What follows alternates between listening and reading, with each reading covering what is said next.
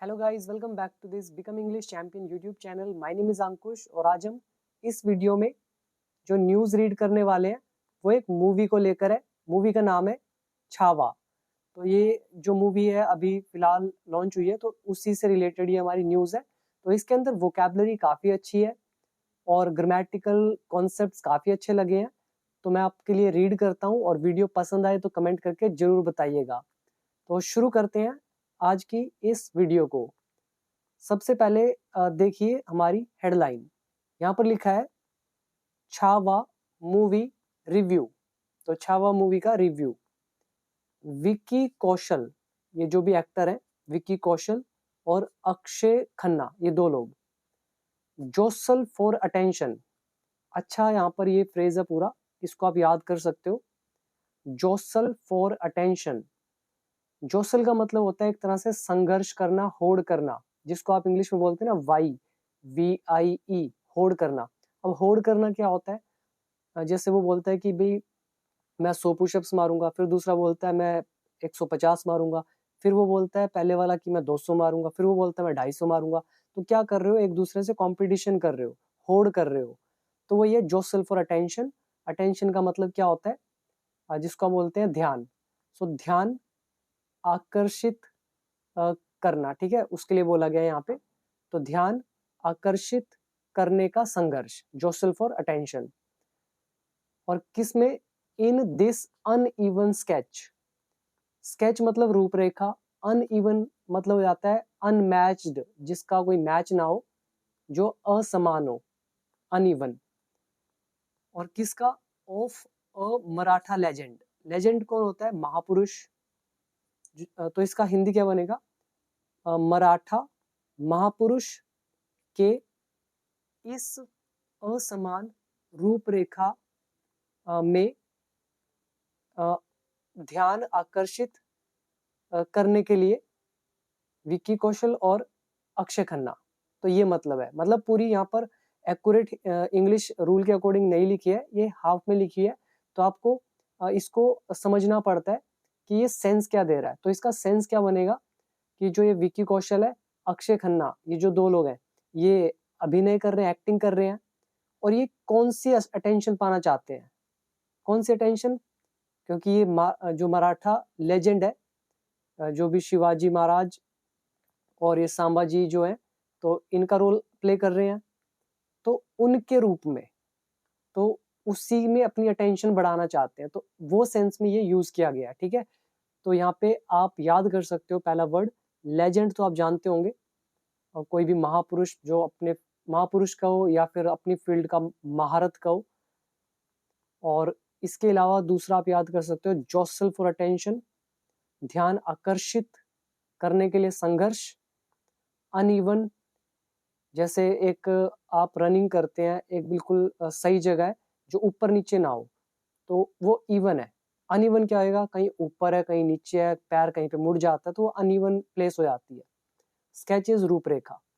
तो हम कह सकते हैं कि विकी कौशल, अक्षय कुमार, मराठा महापुरुष के इस असमान रूपरेखा में ध्यान आकर्षित करने की होड़ में। तो ये बनेगी एग्जैक्ट हिंदी, राइट। तो अब देखते हैं इसके नीचे जो ये जो सब हेडिंग है, यहाँ पे क्या लिखा है? स्ट्रगलिंग, मतलब संघर्ष करते हुए। और कौन सा संघर्ष? टू चूज, चुनने का। क्या चुनने का? Between history and the current nationalist.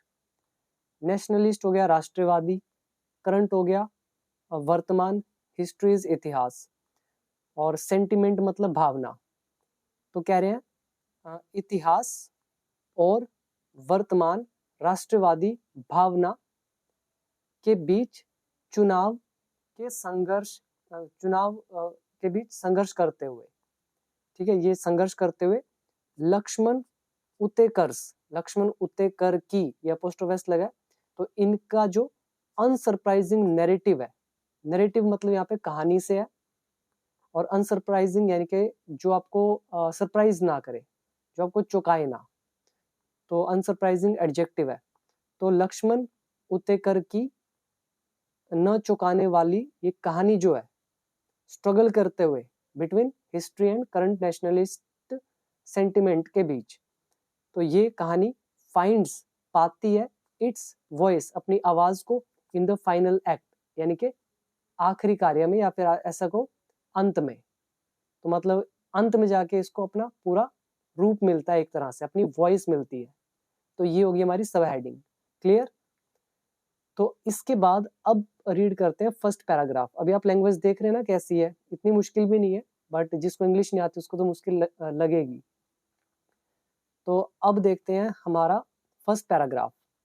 And guys, अगर आप में से कोई भी इंटरेस्टेड है इंग्लिश सीखने के लिए, बिल्कुल बेसिक से लेकर एडवांस्ड लेवल तक, जिसमें सब कुछ कवर होगा इन मोर देन 500 वीडियोस, वोकैबुलरी से लेकर एडवांस्ड स्ट्रक्चर से लेकर स्पोकन इंग्लिश से लेकर आइल्स के एसेज से लेकर सब कुछ। तो अगर सीखना चाहते हो तो आप मेरा ऐप डाउनलोड कर सकते हो। तो इसका नाम है बिकम इंग्लिश चैंपियन। डिटेल आपके सामने लिखी हुई है। 1 ईयर का कोर्स भी है, और आपकी डिमांड की वजह से मैंने इसमें लाइफ टाइम वैलिडिटी का कोर्स भी ऐड कर दिया है। तो उससे जुड़ना चाहे तो बहुत अच्छा, तो लाइफ टाइम से जुड़ेंगे तो ज़्यादा बेटर रहेगा, क्योंकि उसमें बहुत सारी चीज़ें और भी अभी ऐड होंगी, तो लाइफ टाइम आप वहाँ पर पढ़ सकते हैं। तो इसके लिए ऐप देख लीजिएगा, प्ले स्टोर से डाउनलोड कर ले, या फिर नीचे डिस्क्रिप्शन बॉक्स में लिंक दिया हुआ है। तो अब आ जाइए फर्स्ट पैराग्राफ की तरफ।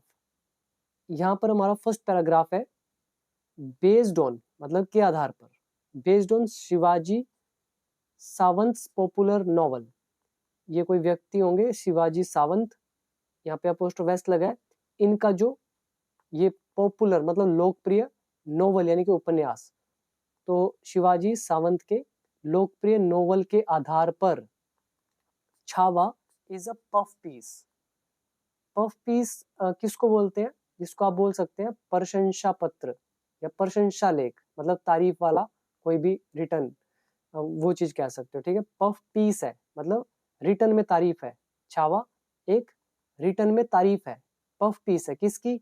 On Maratha warrior. मराठा जो ये वॉरियर है, योद्धा है, कौन? छत्रपति संभाजी। तो उनका क्या ये पफ पीस है छावा। और संभाजी कौन?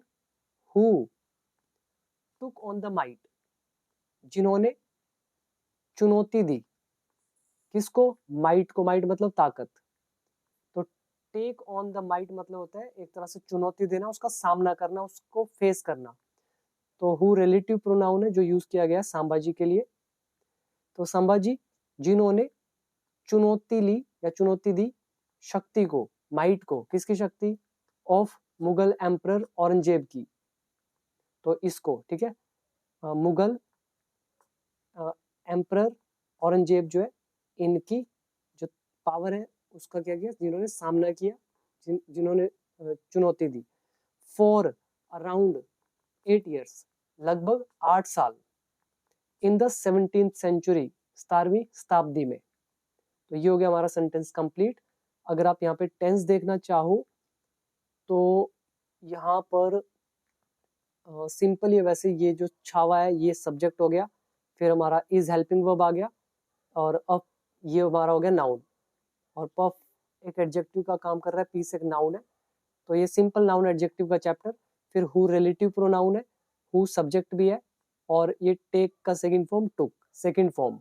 इसमें आप वर्ड मीनिंग याद कर सकते हो, पॉपुलर यानी कि लोकप्रिय, फिर नॉवल उपन्यास, वॉरियर योद्धा, पफ पीस प्रशंसा लेख या प्रशंसा पत्र या तारीफ में लिखा गया एक हिज पीस। फिर आ गया माइट मतलब पावर यानी कि ताकत। और इसके अलावा टेक ऑन का यहाँ पर मतलब हो जाता है सामना करने से, चुनौती देने से। तो इसमें यही है। अब देखते हैं इसके बाद कैरिंग फॉरवर्ड। कैरी फॉरवर्ड होता है आगे बढ़ाना। तो आगे बढ़ाते हुए किसको? द डिफाइंड अप्रोच को। अब ये डिफाइंड क्या होता है ये आपको वर्ड पता होना चाहिए। तो इसको सिंपल भाषा में पहले बता देता हूँ। डिफाइंड एक एडजेक्टिव है जिसका मतलब हो जाता है ओपनली रेजिस्टिंग, मतलब साफ साफ प्रतिरोध करने वाला, रोकने वाला। डिसओबेइंग मतलब न मानने वाला, कहना। शोइंग डिफाइंस, ठीक है, मतलब ओपोजिशन दिखाना। जैसे मैं कह रहा हूँ कि आपको ये काम करना है, आप कह रहे हो नहीं करना है, तो आप मेरे क्या डिफाइंस में हो, मेरे से क्या मुझे रेजिस्ट कर रहे हो, मुझे डिसओबे कर रहे हो। तो वही मतलब होता है यहाँ पे डिफाइंड का। अप्रोच मतलब दृष्टिकोण। तो कह रहे हैं आगे बढ़ाते हुए इस डिसओबेइंग दृष्टिकोण को, ठीक है, डिसओबेइंग बोल रहा हूँ तो आराम से समझ में आएगा। ओबे मतलब कहना मानना, और डिसओबे कहना न मानना, और डिसओबेइंग एडजेक्टिव हो गया, मतलब जिसको माना नहीं जा रहा है, क्योंकि ये औरंगजेब को जो भी उनके रूल थे उनको मान नहीं रहे थे, तो डिसओबेइंग अप्रोच बोल सकते हैं। सो आगे बढ़ाते हुए उनके इस डिसओबेइंग दृष्टिकोण को, किसका, ऑफ हिज फादर, अपने पिताजी का, छत्रपति शिवाजी का। तो इस अप्रोच को आगे बढ़ाते हुए ही केप्ट, उन्होंने रखा औरंगजेब को ऑक्यूपाइड। ऑक्यूपाइड मतलब बिजी, कीप ऑक्यूपाइड मतलब होता है किसी को व्यस्त रखना, बिजी रखना। तो उन्होंने क्या किया, बिजी रखा औरंगजेब को। कहां पर, इन द डेक्कन में।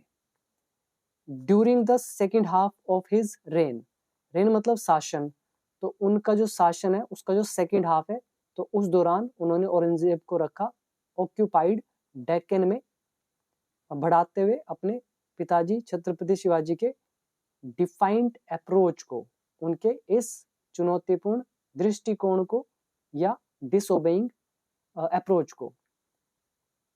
ठीक है, तो यहां तक समझ में आया, ये लगा दिया कोमा। फिर उसके बाद रिजल्ट बता रहे हैं क्या हुआ। रिजल्ट बताते हैं तो वर्ब और आईएनजी, हिंदी पास्ट में। इन्फ्लिक्टिंग हैवी डैमेज, अब ये भी अच्छा वर्ड है, ये आपको याद करना चाहिए। यहाँ पे इन्फ्लिक्ट का मतलब हो गया भारी क्षति पहुंचाना, मतलब पूरा ही मतलब है। हैवी डैमेज क्षति भारी, और इन्फ्लिक्ट का मतलब पहुंचाने से हो गया, तो पूरा मतलब याद कर सकते हो। सो इन्फ्लिक्टिंग हैवी डैमेज, जिसमें काफी भारी जो क्षति है, डैमेज है, वो पहुंचाया। किसको पहुंचाया, ऑन हिज हुमंगस आर्मी। हुमंगस मतलब हो जाता है विशालकाय, एनॉर्मस, तो उनकी जो बड़ी व्यापक जो आर्मी है उसको नुकसान पहुंचाया। औरंगजेब की बात हो रही है, उसकी आर्मी को। एंड प्राइड, और गर्व को। और किस चीज से डैमेज किया, with his unmatched valour. Valour का मतलब होता है पराक्रम, वीरता, और अनमैच्ड मतलब जिसका कोई मैच ना हो। तो अपने अनमैच्ड जो वीरता है उससे, ये जो हुमंगस आर्मी, विशालकाय आर्मी और गर्व है, तो उसको हैवी डैमेज पहुंचाया। और किस चीज से ये किया इन्होंने, एंड गोरिल्ला टैक्टिक्स, और जो उनकी गोरिल्ला रणनीतियां हैं उनसे। तो यहाँ पर देखो, ध्यान से देखना, तो ये कैरी से लेकर अभी पूरा एक ही सेंटेंस चल रहा है। तो हम कहेंगे अपने पिता छत्रपति शिवाजी के डिसओबेइंग अप्रोच को आगे बढ़ाते हुए उसने औरंगजेब को रखा डेक्कन में, सेकंड हाफ जो था उनके शासन का उसमें, तो जिसमें बहुत भारी क्षति पहुंचाई गई। किस पर, इसके औरंगजेब के इस विशालकाय आर्मी पर और गर्व पर। और किस चीज से, अपने अनमैच्ड पराक्रम से और गोरिल्ला टेक्टिक्स से। बिफोर बीइंग बिट्रेड मतलब विश्वासघात किया जाने से पहले। ये हमारा लेसन आ गया बीइंग प्लस वर्ब की थर्ड फॉर्म। तो कुछ किया जाने से पहले, ठीक है, ये हमने किया हुआ है बीइंग के लेसन में, वो देख लेना, 6 यूजेस है। और बिट्रे का मतलब होता है विश्वासघात करना, धोखा देना। तो धोखा दिया जाने से पहले ये सब उन्होंने किया। और किसके द्वारा धोखा दिया गया, by his brother in law, साला भी बोल सकते हैं। ठीक है, मैंने तो मूवी देखी नहीं है और मुझे उतनी स्टोरी भी नहीं पता है, मैं तो आपके सामने पढ़ रहा हूँ। तो साला होगा उनका शायद, तो उसने किया होगा, ठीक है, ब्रदर इन लॉ। आगे क्या लिखा है, historians may not have been generous. जो इतिहासकार है, मे नॉट हैव बीन, वो नहीं रहे होंगे जेनरस। ठीक है, तो ये हमारा must have, may have, might have का लेसन। बी मतलब होना, थर्ड फॉर्म आ गई बीन। तो वे नहीं हो सकते हैं या नहीं रहे होंगे जेनरस मतलब उदार। किसके प्रति, टू द शूटिंग स्टार, ये जो शूटिंग स्टार है इनके प्रति। आगे लिखा है बट, लेकिन, ओवर द ईयर्स, वर्षों के दौरान। संभाजी हैज एक्वायर्ड, तो संभाजी ने एक्वायर किया मतलब हासिल किया, ग्रहण किया है। एन ऑलमोस्ट, एक लगभग डिवाइन स्टेटस। स्टेटस तो आप जानते हैं, डिवाइन मतलब आता है दिव्य, एक दिव्य स्थिति। तो वो इन्होंने एक्वायर की है, ग्रहण की है। ओवर द ईयर मतलब इतने सालों में। इन मराठी कल्चर स्पेस में, मराठी सांस्कृतिक जो क्षेत्र है उसमें। क्लियर। टेंस कौन सा हुआ, संभाजी सब्जेक्ट है, हैज लगा हुआ है, एक्वायर्ड है वर्ब की थर्ड फॉर्म, तो प्रेजेंट परफेक्ट टेंस। और ओवर द ईयर्स मतलब आता है सालों के दौरान। फिर ऊपर हमारा may have, must have, might have का लेसन हो गया। और वर्ड मीनिंग आ गया जेनरस यानी कि उदार या दानवीर। एक्वायर मतलब ग्रहण करना, अपनाना। और डिवाइन मतलब दिव्य, जैसे डिवाइन विजन होता है, दिव्य दृष्टि, उसी तरह से। आगे क्या लिखा है, इन रीसेंट ईयर्स मतलब हाल ही के सालों में, एटलीस्ट 3 मराठी फिल्म्स, कम से कम 3 मराठी फिल्म्स जो है, पोर्ट्रेड, उन्होंने चित्रित किया। पोर्ट्रेट होता है चित्रित करना। ये एक आपने +1 +2 में शायद एक लेसन पढ़ा होगा, पोर्ट्रेट ऑफ अ लेडी, तो याद होगा, पोएम होगी शायद, तो आपको पता चल जाएगा। +2 में था शायद या +1 में। तो पोर्ट्रेट होता है चित्रित करना।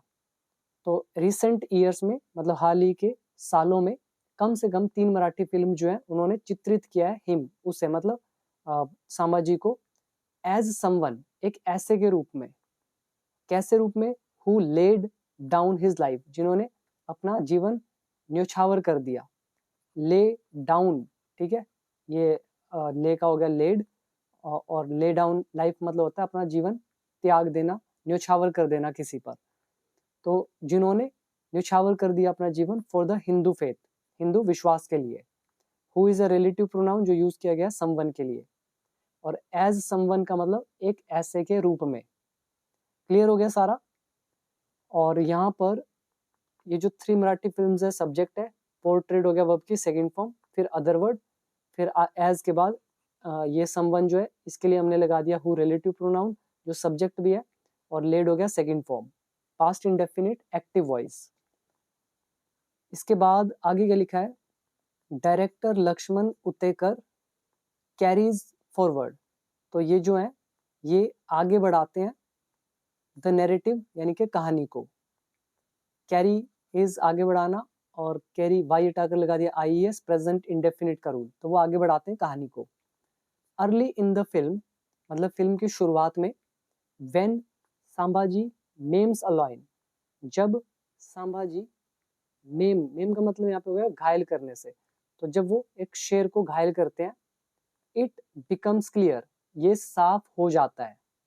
बिकम के साथ एस लगा दिया तो प्रेजेंट इंडेफिनिट रूल है ये, और संभाजी सब्जेक्ट है, ऊपर मेम हो गया सब फर्स्ट वन, तो घायल करना। तो जब संभाजी एक लॉइन को घायल करते हैं शुरुआत में फिल्म के, इट बिकम्स क्लियर, ये साफ हो जाता है, दैट की it is going to be, ये होने वाला है। क्या होने वाला है, अ लिटरल सिनेमैटिक डिपिक्शन, तो ये याद करने की जरूरत नहीं है, ठीक है।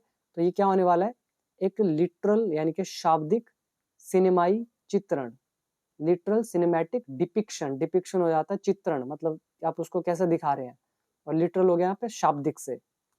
तो याद करने की जरूरत नहीं है इसको, बस आप रूल देखो तो ये क्लियर हो जाता है, दैट की it is going to be, ये होने वाला है। क्या होने वाला है, एक शाब्दिक सिनेमैटिक चित्रण, किसका चित्रण, ऑफ कैलेंडर आर्ट का, और किसके द्वारा, बाय उतेकर के द्वारा। और उतेकर कौन, हु, जिसने स्टार्टेड शुरू किया हिज करियर, अपने करियर को, एज अ सिनेमेटोग्राफर, एक सिनेमेटोग्राफर के रूप में। तो हु रिलेटिव प्रोनाउन सब्जेक्ट भी है, स्टार्टेड हो गया second form, past indefinite tense, और ऊपर हमारा गोइंग टू, ये यहाँ पर बी भी आएगा, गोइंग टू बी, तो ये गोइंग टू का लेसन हो गया, फ्यूचर प्लान, और प्रेजेंट इंडेफिनिट इसमें यूज हुआ, ठीक है। तो इसमें वर्ड मीनिंग पहले याद कर लो, एक हो गया कैरी फॉरवर्ड, आगे बढ़ाना, दूसरा आप याद कर सकते हो नैरेटिव, कहानी, नेम हो गया घायल करना, फिर आप याद, इसमें तो और कुछ ये सब याद करने की जरूरत नहीं है। डिपिक्शन तो आप जानते होंगे, एक तरह से चित्रण करना, दिखाना। इसके बाद फिर क्या होता है, when Sambhaji saves a Muslim child, जब संभाजी रक्षा करते हैं, प्रेजेंट इंडेफिनिट टेंस, एक मुस्लिम चाइल्ड का। तो एक मुस्लिम चाइल्ड जो है उनकी जब रक्षा करते हैं, एमिड अ बैटल, युद्ध के दौरान, युद्ध तो नहीं कहेंगे, बैटल इज लड़ाई, युद्ध बड़ा हो जाता है, युद्ध वॉर बोलते हैं, वॉर के अंदर छोटी छोटी लड़ाइयाँ होती हैं, उनको बोलते हैं बैटल। तो एक लड़ाई के बीच जब संभाजी रक्षा करते हैं एक मुस्लिम चाइल्ड की, इट बिकम्स क्लियर, ये साफ हो जाता है। क्या साफ हो जाता है, द एजेंडा, एजेंडा साफ हो जाता है। कौन सा agenda, Chhaava seeks to promote, जो छावा प्रमोट करना चाहता है। तो सीक इज मांगना, खोजना, तो जो छावा मांगना चाहता है, प्रमोट करना चाहता है, ठीक है, तो वो क्लियर हो जाता है एजेंडा। एंड और द इमोशन, और जो भावना है, कौन सी भावना, it wants to play up, जो ये शो करना चाहता है। प्ले अप का मतलब होता है जोर देना, एम्फेसाइज करना, ठीक है, ये याद रखना। प्ले अप इज बड़ा चढ़ाकर पेश करना, एम्फेसाइज करना, शो करना किसी चीज को। और फिर यहाँ पे बीच में क्या लिखा है, तो जब संभाजी सेव करते हैं एक मुस्लिम चाइल्ड को लड़ाई के बीच, and a few reels later, और कुछ रील्स लेटर मतलब मूवी की बात हो रही है, कुछ सीन्स के बाद मुगल सोल्जर्स जो है बर्न, वो जला देते हैं अ शेफर्डीज को।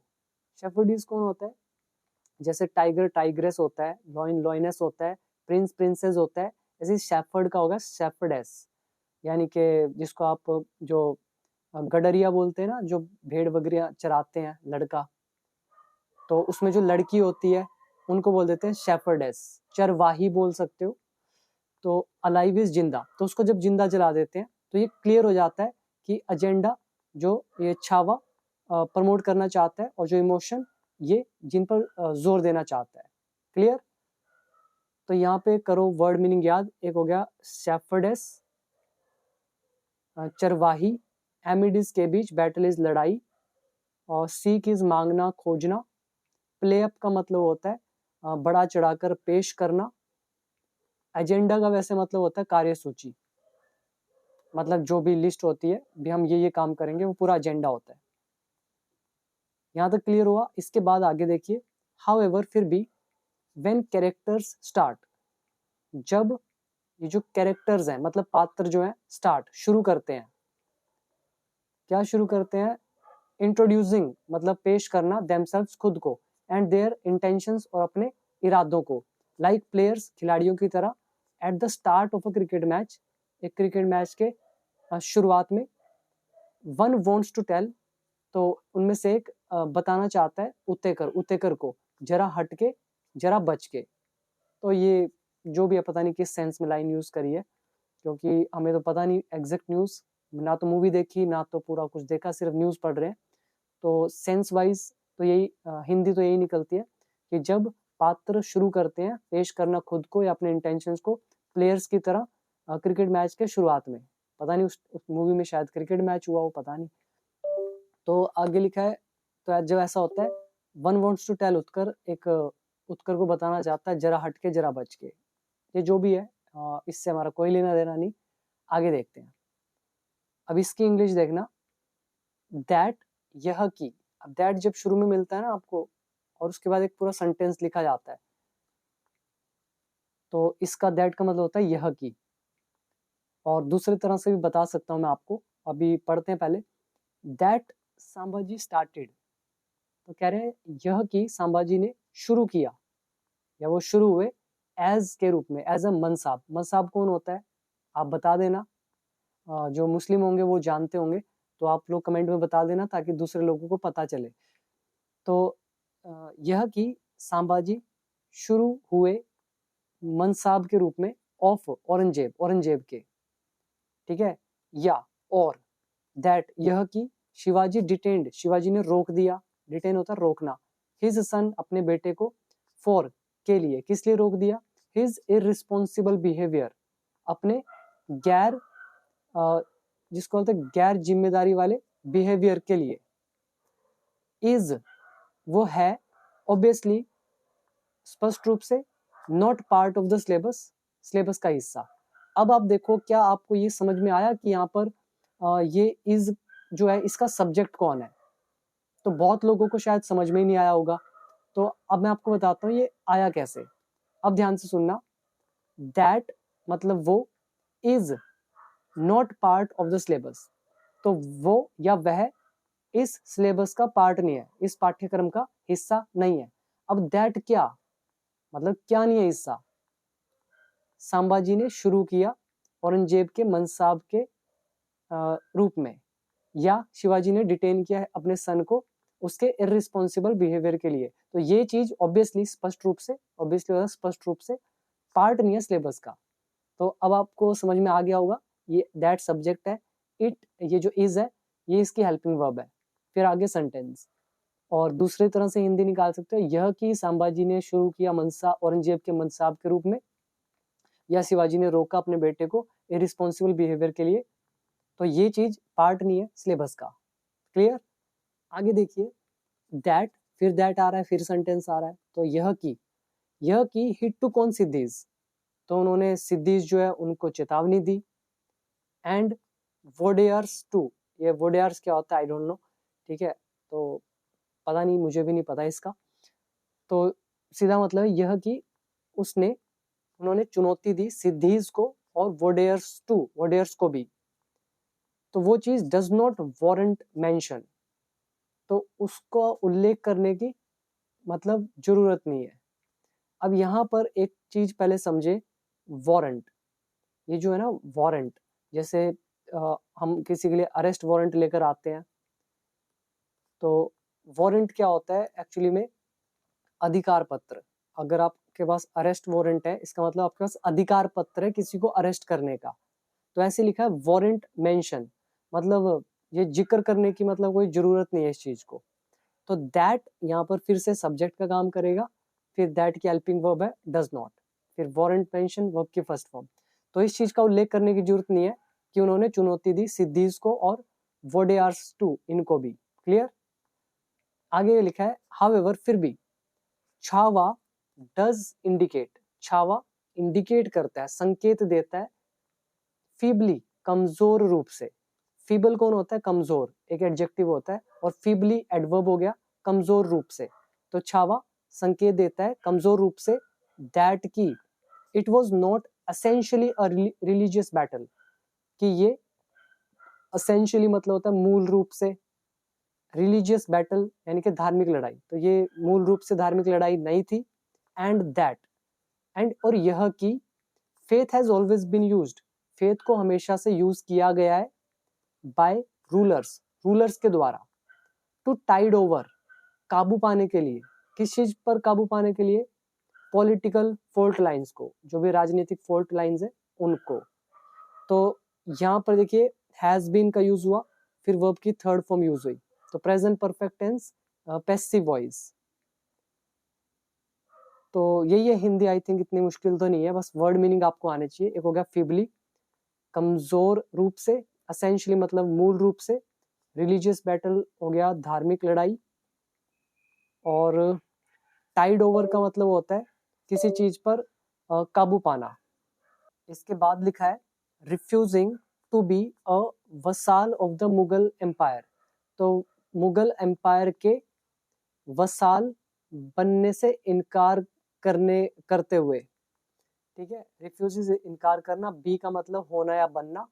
अब वसाल क्या होता है ये भी मुस्लिम लोग बता सकते हैं, तो वो मना करते हुए, व्हेन संभाजी बर्न्स डाउन, जब संभाजी जला देते हैं किसको? द स्ट्रेटेजिक मुगल गैरिसन को। गैरिसन क्या होता है? जिसको आप बोलते हैं गढ़, मतलब सैन्य दुर्ग, हिंदी में बोलते हैं सैन्य दुर्ग, मतलब जहाँ पे सेना वाले अपनी प्लानिंग वगैरह बनाते हैं उसको बोलते हैं गैरिसन। तो जब संभाजी जला देते हैं, प्रेजेंट इंडेफिनिट टेंस, स्ट्रेटेजिक यानी कि रणनीतिक जो मुगल गढ़ है उसको, और कहाँ पे? एट बरहनपुर में।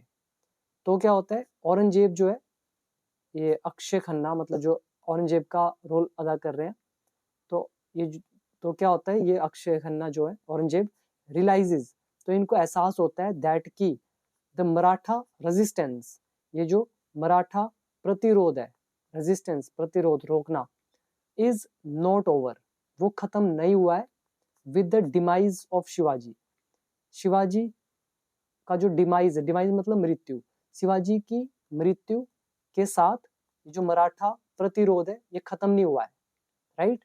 तो उनको लगा था शिवाजी को मार देंगे तो ये मराठा जो है ये भी अपने आप निपट जाएंगे, बट ऐसा हुआ नहीं। तो उसको औरंगजेब को ये रियलाइज होता है।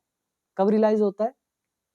जब ये जो संभाजी है ये जला देते हैं स्ट्रेटेजिक मुगल गैरिसन को, इनके गढ़ को, और रिफ्यूज कर देते हैं मुगल एम्पायर का वसाल बनने से। क्लियर?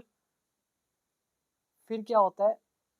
इट स्पार्क्स, स्पार्क मतलब हो जाता है एक तरह से पैदा करना, तो यह स्पार्क करता है मतलब पैदा करता है अलोंग, एक लंबी बैटल ऑफ एट्रिशन को। बैटल ऑफ एट्रिशन होता है मतलब घिसाई वाली लड़ाई, जिसमें बंदा घिस जाता है, यानी कि एक लंबी लड़ाई चलती है और वो इतनी लंबी चलती रहती है कि बंदा कमजोर पड़ जाता है, तो ऐसी लड़ाई को बोलते हैं बैटल ऑफ एट्रिशन। ठीक है, घिसाव वाली लड़ाई, संघर्ष वाली लड़ाई। तो ये पैदा करती है एक लंबी थकाऊ लड़ाई को, वेयर, जहां the betrayal of family members, जो फैमिली मेंबर्स का बिट्रेयल है यानी कि विश्वासघात है, ऑफ लगा हुआ तो उल्टा पढ़ेंगे, फैमिली मेंबर्स का विश्वासघात, तो जहां पर ये फैमिली मेंबर्स का जो विश्वासघात है इम्पैक्ट्स, वो प्रभाव डालता है द मराठास पर एंड द मुगलास पर, ये जो मुगल्स हैं इन पर। तो मतलब दोनों की फैमिली में कुछ ना कुछ चोर की दाढ़ी में तिनका था दोनों तरफ से। ठीक है, तो वही बात हो रही है। तो यह पैदा करता है एक लंबे थकाऊ या घिसाने वाले लड़ाई को, जहां पर फैमिली मेंबर्स का जो ये जो धोखा है, विश्वासघात है, ये प्रभाव डालता है मराठास पे और मुगल्स पे।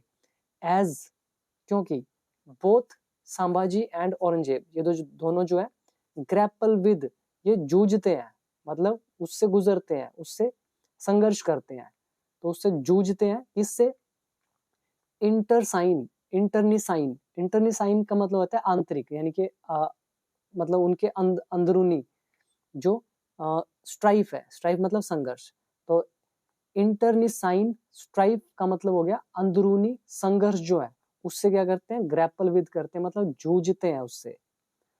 इन देयर रिस्पेक्टिव फोल्ड्स, अपने अपने फोल्ड्स में, यानी कि अपने अपने जो खेमों में, खेमे कह सकते हैं या अपने अपने एरियाज बोल सकते हैं, या अपने अपने क्षेत्र में, मतलब संभाजी अपने उधर और ये अपने फोल्ड में, यानी कि अपने एरिया में, तो अपने अपने फैमिलीज में, तो दोनों को ग्रैपल विद करना पड़ रहा था आंतरिक संघर्षों से।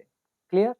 तो यहाँ पर ध्यान से देखो तो स्पार्क हो गया पैदा करना, और बैटल ऑफ एट्रिशन मैंने आपको बता दिया, घिसाई वाली लड़ाई या थकावट देने वाली लड़ाई जो घिसा दे किसी को, और बिट्रेयल हो गया हमारा धोखा, इम्पैक्ट मतलब प्रभाव डालना, वर्ब की फर्स्ट फॉर्म है, ये प्रेजेंट इंडेफिनिट, इसमें बिट्रेयल सब्जेक्ट है, इसकी हेल्पिंग वर्ब है ये इम्पैक्ट, तो प्रेजेंट इंडेफिनिट रूल, और इट भी सब्जेक्ट है, स्पार्क वर्ब की फर्स्ट फॉर्म एस लगा दिया, प्रेजेंट इंडेफिनिट। और इसमें आप याद कर सकते हो ग्रैपल विद, जूझना, इंटरनिसाइन का मतलब हो गया आंतरिक यानी कि आपसी, स्ट्राइफ मतलब संघर्ष, और रिस्पेक्टिव मतलब अपना अपना, फोल्ड्स मतलब एरिया, अपना अपना क्षेत्र। इसके बाद अब आ जाइए नेक्स्ट पैराग्राफ। वाइल, जबकि Sambhaji is facing the murderous plot, murderous plot होता है हत्या की साजिश, तो कह रहे हैं जबकि संभाजी फेस कर रहे हैं मर्डरस प्लॉट यानी कि हत्या की साजिश। कौन सी साजिश? लेड, जो बिछाई गई, बाय हिज स्टेप मदर, उनकी सुतेली माँ के द्वारा। नाम क्या था इनका? सोयारा बाई। दिव्या दत्ता इज इम्पैक्टफुल, मतलब ये एक्ट्रेस है जो इसका रोल अदा कर रही है। ठीक है, प्लॉट का मतलब साजिश। तो जबकि संभाजी फेस कर रहे हैं ये जो हत्या की साजिश है उसको, जो बिछाई गई उनकी स्टेप मदर सोयारा बाई के द्वारा। और ये कौन थी? हु वॉन्ट्स टू, जो चाहती थी। Who is the relative pronoun जो इनकी स्टेप मदर के लिए यूज किया गया है। स्टेप मदर होता है सुतेली माँ। तो हु वांट्स टू, जो चाहती थी, अनॉइंट मतलब राज तिलक करना, अनॉइंट होता है राज तिलक करना, किसको करना चाहती थी, हर सन, अपने बेटे को, टू द थ्रोन, सिंहासन पर, तो सिंहासन इज थ्रोन, तो उस पर अनॉइंट होता है ना, माथे पे टिक्का वगैरह लगाते हैं कि भाई अब से ये राजा होगा, इसका राज चलेगा, तो वही चीज, तो ये चाहती थी, इसलिए ये मर्डरस प्लॉट इसने किया था।